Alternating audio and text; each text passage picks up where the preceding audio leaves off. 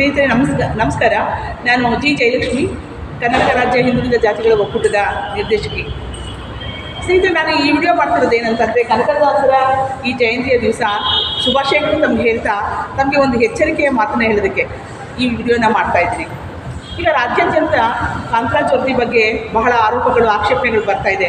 ಆದರೆ ನಮ್ಮ ಶೋಷಿತ ಸಮುದಾಯದವರು ಏನು ಸಹ ಒಂದು ಸೋಷಿಯಲ್ ಮೀಡಿಯಾದಲ್ಲಿ ಮಾತಾಡಿದಾಗೆ ಕೂತ್ಕೊಂಡಿದ್ದಾರೆ. ಈಗ ನಾವು ರಾಜ್ಯೋತ್ಸವದಲ್ಲಿ ಬಾರಿಸಿದಾಗ ಡಿಂಡಿಮವನ ಬಗ್ಗೆ ಬಾರಿಸು ಜಾಗೃತಿ ಡಿಂಡಿಮವ ಅಂತ ಹೇಳೋ ಹಾಗೆ ನಾವು ಇವತ್ತಿನ ದಿವಸ ಎಲ್ಲರೂ ಎಚ್ಚರಿಸಬೇಕಾಗಿದೆ.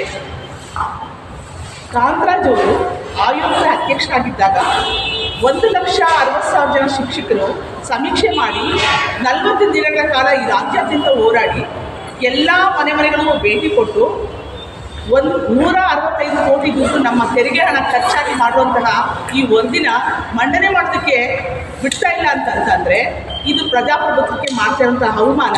ಇದನ್ನು ನಾವೆಲ್ಲ ಏನು 54% OBC ಇದ್ದೀವಿ, 18% ST ಇದ್ದೀವಿ, SC ಇದ್ದೀವಿ, 7% ST ಇದೆ, 4% ಮೈನಾರಿಟಿ ಇದೆ. ಇವರೆಲ್ಲ ಯಾಕೆ ಬಾಯಿ ಮುಚ್ಕೊಂಡು ಕೂತ್ಕೊಂಡಿದ್ದಾರೆ? ಆ ವರದಿನ ಮಂಡನೆ ಮಾಡಿದ್ದೆ ಯಾಕೆ ಆಗ್ರಹ ಮಾಡ್ತಿಲ್ಲ? ಇದು ಎಷ್ಟು ಸಾಮಾಜಿಕ ನ್ಯಾಯಕ್ಕೆ ಕೊಡ್ತಾ ಇರುವಂತಹ ಒಂದು ವರದಿಗೆ ಅವ್ರು ಯಾಕೆ ಅಡ್ಡಿಪಡಿಸ್ತಾ ಇದ್ದಾರೆ? ಸ್ವಲ್ಪ ಬಾಯಿ ಬಿಟ್ಟು ಮಾತಾಡಿ ಸತ್ತಂಗೆ ಯಾರನ್ನು ಬಡಿದೆಚ್ಚರಿಸು ಅಂತ ಹೇಳೋ ಹಾಗೆ ಇವತ್ತು ನಾವು ಸುಮ್ಮನೆ ಕೂತ್ಕೊಂಡಿರುವಂತಹ ಈ ಶೋಷಿತ ವರ್ಗನ ನಾವು ಇವತ್ತು ಬಡ್ದು ಎಚ್ಚರಿಸಬೇಕಾಗಿದೆ. ಹೊಟ್ಟೆ ಕಿಚ್ಚಿಗೆ ಕಣ್ಣೀರು ಸುರಿಸುವಂಥ ಏನು ಆ ವಾಕ್ಯ ಬಂದಿದೆ, ಅದು ಇವ್ರದ್ದು ಏನೋ ಆ ಒಂದು ವರದಿಲಿ ಸ್ವಲ್ಪ ಅಂಕಿಅಂಶ ಕಡಿಮೆ ಬಂದರೆ ಅವ್ರ ಜನಾಂಗದ್ದು ಅಂತ ಹೇಳಿ ಅದನ್ನು ಬಿಡುಗಡೆ ಮಾಡೋಕ್ಕೆ ಬಿಡಲ್ಲ, ನಾವು ಧರಣಿ ಮಾಡ್ತೀವಿ ಅಂತ ಹೇಳ್ತಾ ಅವ್ರು ಗಾಳಿ ಗುಂಡು ಹೊಡೆದಾಗೆ ಮಾತಾಡ್ತಾ ಇದ್ದಾರೆ. ಇಷ್ಟು ದೊಡ್ಡ ಸಮುದಾಯದವ್ರು ಸುಮ್ಮನೆ ಕೂತ್ಕೊಂಡಿದ್ದಾರೆ. ದಯಮಾಡಿ ಅವ್ರು ಅಷ್ಟು ಜನ ಒಂದು 100 ಜನ ಸೇರಿಸಿದ್ರೆ ಇಷ್ಟು ಇನ್ನು 80% ಇರೋ ಈ ರಾಜ್ಯದಲ್ಲಿ ಶೋಷಿತ ಸಮುದಾಯದವರು ಎಷ್ಟು ದೊಡ್ಡ ಸಮಾವೇಶ ಮಾಡ್ತಾರೆ, ಎಷ್ಟು ಧರಣಿ ಮಾಡ್ತಾರೆ, ಜ್ಞಾನ ಇರಲಿ.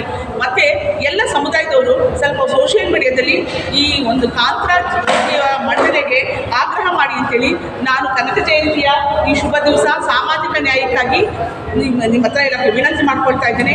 ದಯಮಾಡಿ ಎಲ್ಲರೂ ಸಹ ವಿಡಿಯೋ ಮಾಡಿ ಅಂತರ್ಜಾಲದಲ್ಲಿ ಅಪ್ಲೋಡ್ ಮಾಡಿ ಈ ಆಗ್ರಹ ಮಾಡಬೇಕು ಕಾಂತರಾಜ್ ವರದಿಗೆ ಅಂತ ಹೇಳಿ ನಾನು ಬಂಧುಗಳಲ್ಲಿ ವಿನಂತಿಸ್ಕೊಳ್ತಾ ಇದ್ದೀನಿ.